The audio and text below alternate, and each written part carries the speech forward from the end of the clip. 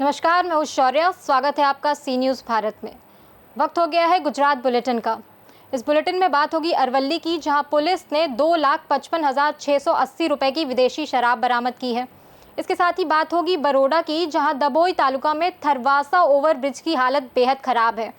ऐसी तमाम खबरों पर करेंगे विस्तार से चर्चा। डेडियापाड़ा के आम आदमी पार्टी विधायक चैतर वसावा 80 दिन जेल में रहने के बाद हाईकोर्ट से जमानत मिलने के बाद रिहा हो गए हैं। तिलकवाड़ा में उनके समर्थकों ने नारेबाजी, पटाखे और फूलहार से भव्य स्वागत किया। वसावा ने मीडिया से कहा कि उन्हें झूठे मामलों में जेल में रखा गया था, लेकिन जनता का समर्थन उनकी ताकत है और वे आगे भी जनता की आवाज़ उठाते रहेंगे। जे तालुकाना विकास माटेनी एक्टिविटीनी योजना होय छे एमां जे ग्रांट आवे एना आयोजन माटेनी कमिटीनी बेठक हती अने बेठकमां धारासभ्य तरीके मैं हाजरी आपी अने हाजरी आप्या बाद जे वेपारीओने कॉन्ट्राक्टरोने एमां सभ्य तरीके जे लेवामां आव्या एना ए बाबते लईने बोलाचाली थई, झपाझपी नाना बाबते थई। तो आवी सामान्य बाबत होवा छतां मैं पण सामे फरियाद आपी। सौथी पहेला फरियाद मैं आपी, एने ग्राह्य राख्या वगर मने एरेस्ट करी અને 307 જેવી ગંભીર કલમો લગાવીને મને 80 દિવસ જેટલી હમણાં જેલમાં રાખવામાં આવ્યો હતો। ત્યારે નામદાર હાઈકોર્ટે જે જામીન આપ્યા છે જામીનને એમના આવકારીએ છે। સાથે સાથે જે વિપક્ષમાં ધારાસભ્ય હોવાના નાતે વારંવાર પોલીસના આઈપીએસ અધિકારીઓ અને ભાજપના કેટલાક નેતાઓ અમારો અવાજ દબાવવા માટે વારે ઘડી અમારા પર ખોટા કેસો કરીને અમને દબાવવાની વાત કરે છે। ત્યારે આ માત્ર ચૈતર વસાવા એકલાનો અવાજ નથી, આ સમગ્ર ગુજરાતના યુવાનોનો અવાજ છે, આ જનતાનો અવાજ છે, બંધારણે અમને આપેલા અધિકારનો અવાજ છે। આ અવાજ ક્યારે દબાવવાનો નથી। કોઈ પણ વર્ગ, કોઈ પણ સમાજ, કોઈ પણ યુવાન, ખેડૂત, મહિલા કે વિદ્યાર્થીઓની શિષ્યવૃત્તિની બાબત હોય, મનરેગાના ઘોટાલાની વાત હોય, આઉટસોર્સિંગ કર્મચારીઓની બાબત હોય, ફિક્સ પગારના કર્મચારીઓની બાબત હોય, ખેડૂતોની વાત હોય, ત્યારે અમે અન્યાય સામે સડકથી લઈને સદન સુધી રજૂઆત કરીએ છીએ। એ ભારતીય જનતા પાર્ટીના કેટલાક નેતાઓ અને કેટલાક આઈપીએસ અધિકારીઓ અને પોલીસ અધિકારીઓને ગમતું નથી એટલે ખોટા કેસો કરે છે। પણ જે પ્રકારે આજે જનતા જેલમાં છૂટ્યા બાદ મને મળવા માટે આવી છે, ત્યારે આ જનતા જે સહકાર આપે છે, એમની જે લાગણી છે, એમનો જે પ્રેમ છે, એ જ મારી તાકાત છે અને એના માટે જ અમે લડીએ છીએ। જે લોકોએ અમારા પર વિશ્વાસ મૂક્યો છે, ભરોસો મૂક્યો છે, હું તો ભગવાનને, ખુદાને, પ્રકૃતિને પ્રાર્થના કરું છું કે મને એટલી શક્તિ આપજો કે અમારા નાનામાં નાના માણસ સાથે અન્યાય થાય ત્યાં હું જઈને ઊભો રહે, એને ન્યાય આપવાનું કામ અમે કરીશું। એટલે ભાજપ, એના પોલીસ અધિકારીઓ, એમના નેતાઓ ગમે તેટલું મારો અવાજ દબાવવાની કોશિશ કરશે, પણ આ અવાજ દબાશે નહીં। આ અવાજ ગરીબોનો અવાજ છે। આવનારા દિવસોમાં હજુ વધારે તાકાતથી અમે ઉઠાવીશું। नर्मदा से सी न्यूज़ संवाददाता वसीम मेमन की रिपोर्ट। अहमदाबाद क्राइम ब्रांच ने लूट और हत्या के कई मामलों में आरोपी विपुल उर्फ विमल उर्फ नील परमार को राजकोट से गिरफ्तार किया। आरोपी मानसिक रूप से बीमार था और प्रेमी जोड़ों को लूटकर मारता था। वह पहले भी कई हत्याओं और डकैती में शामिल रहा है। 20 सितंबर को नर्मदा नहर के पास हुई घटना में युवक वैभव मनवानी की हत्या और युवती घायल हुई थी। आरोपी के पास से मोबाइल और नकदी जब्त की है। आपको बता दें कि इसके अलावा इन्फोसिटी थाना क्षेत्र में एक डकैती और पूर्वी अहमदाबाद के निकोल थाना क्षेत्र में हत्या के प्रयास की घटना को भी अंजाम दिया है। वर्ष 2021 में गांधीनगर जिला एलसीबी ने विपुल परमार को गिरफ्तार कर जेल भेज दिया था। जिसने घटना को अंजाम दिया और एक हत्या की कोशिश की, कौन है ये साइकोपैथ, उसका बैकग्राउंड क्या है और किस तरह से इसने घटना को अंजाम दिया? 20 सितंबर 2025 की रात अहमदाबाद के नज़दीक अडालज के एरिया में एक दुर्घटना बनी थी, जिसमें खूब क्रूरता के साथ चाकू से हत्या करी गई थी और लूट करी गई थी। इसमें जो मुख्य आरोपी विपुल उर्फे विमल उर्फे नील परमार है, उसकी क्राइम ब्रांच द्वारा डिटेक्शन करने में आई है और आरोपी को पकड़ने में आया गया है। तो क्या घटना थी, किसी की लूट हुई थी, क्या पूरा मामला था? लूट में सामने फ़ोन, गाड़ी का लूट का प्रयास और कैश और जेवर जवाहरात का अभी तक पुलिस को पता चला है, जिसके बारे में आगे की इन्वेस्टिगेशन चालू है। इसको साइकोपैथ कहा जाता है, क्यों कहा जाता है और इसके पीछे कारण क्या है? इसका जो इसके आस पड़ोस में रहने वाले लोग हैं और जो पूर्व गुनाहित इतिहास है, उसमें ये ध्यान पे ऐसा है कि बिना सोचे समझे ये किसी के ऊपर हमला कर देता है और ऐसे हमले में एक पहले ये काफ़ी बार जेल भी जा चुका है और 14 से ऊपर गुना इसके ऊपर दाखिल है। एक बात ऐसी सामने आई थी कि इसकी शादी से छूटा छेड़ा हुआ है वैभव, तो ये कोई भी कपल के साथ देखता है तो उसको गुस्सा आता है, ऐसी बातें सोशल मीडिया वगैरह चल रही है। ये अभी हम इन्वेस्टिगेट कर रहे हैं और आगे की इन्वेस्टिगेशन में जो भी होगा वो मीडिया के भाई और बहनों के साथ शेयर करने में आया है। अहमदाबाद से सी न्यूज संवाददाता यज्ञेश गोस्वामी की रिपोर्ट। जीवनपुर से सरदोई जाने वाली सड़क पर वाहन जांच के दौरान पुलिस ने एक क्रेटा कार को रोकने का इशारा किया। पुलिस को देख चालक ने कार नहीं रोकी और चालक कार आगे छोड़कर भाग गया। कार की जांच के दौरान पुलिस ने विदेशी शराब बरामद की। विदेशी शराब की कीमत लगभग 2,55,680 रुपये आंकी गई है। अरवली एलसीबी पुलिस ने कार सहित विदेशी शराब जब्त कर कानूनी कार्यवाही की है। अरवली से सी न्यूज संवाददाता जगदीश सोलंकी की रिपोर्ट।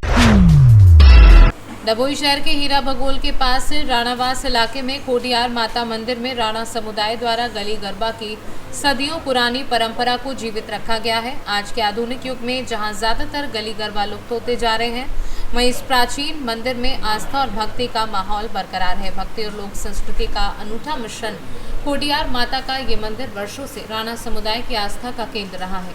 माता अम्बे का गरबा जोश और भक्ति के साथ गाया जाता है, जो आज की युवा पीढ़ी के लिए भी प्रेरणादायक है। ये प्रयास दर्शाता है कि तकनीक चाहे कितनी भी आगे बढ़ जाए, अपनी जड़ों और संस्कृति को नहीं भूलना चाहिए। राणा समुदाय द्वारा आयोजित ये गली गरबा सिर्फ एक सांस्कृतिक कार्यक्रम नहीं, बल्कि आने वाली पीढ़ी के लिए एक विरासत है। खोडियार मात की जय। डभोई हीरा भागोल राणावास माँ खोडियारનું પ્રાચીન મંદિર ઘણા વર્ષોથી છે।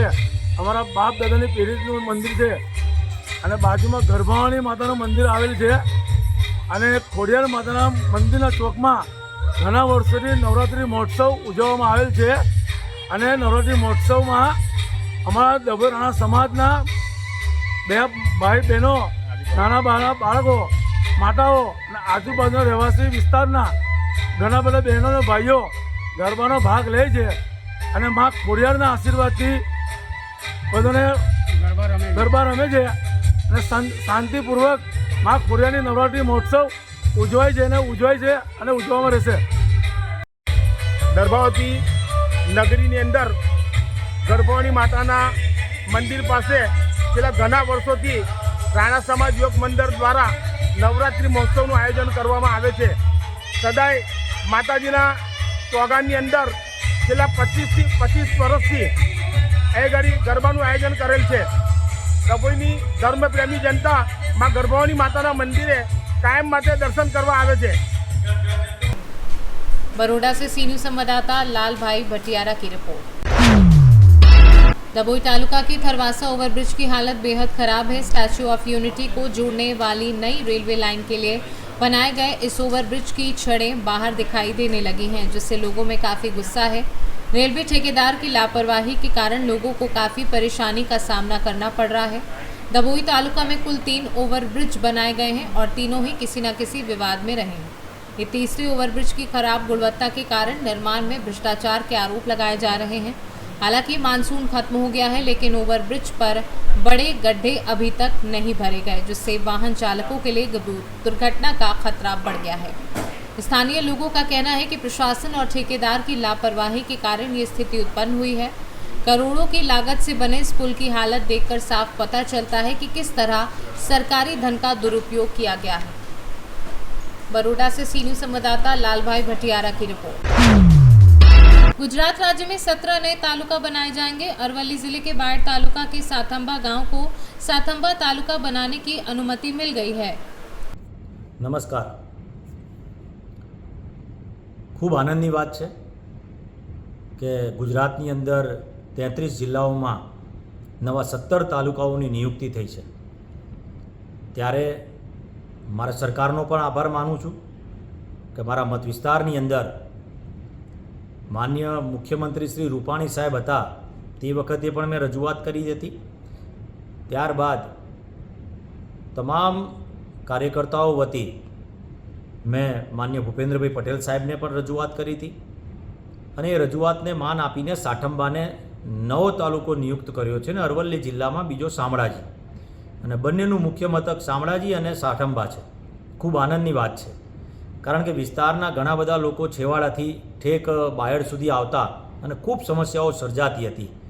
ક્યાં ખૂણાનો ભાગ અને 30-30, 40-40 કિલોમીટર સુધી આવવું પડતું હતું. એટલે માન્ય સરકાર, માન્ય વડાપ્રધાન નરેન્દ્રભાઈ મોદી સાહેબ, માન્ય ભૂપેન્દ્રભાઈ પટેલ સાહેબ, તમામ સરકારનો હું આભાર માનું છું કે મારા વિસ્તારના વિકાસના અર્થે સાઠંબાને નવો તાલુકો ઘોષિત કરવામાં આવ્યો છે. સાઠંબામાં તાલુકા કચેરી બનશે, મામલતદાર ઓફિસ બનશે, તમામ વસ્તુઓની નવી રચના થશે ને લોકોને સરળતા કામ કરવા માટે થશે.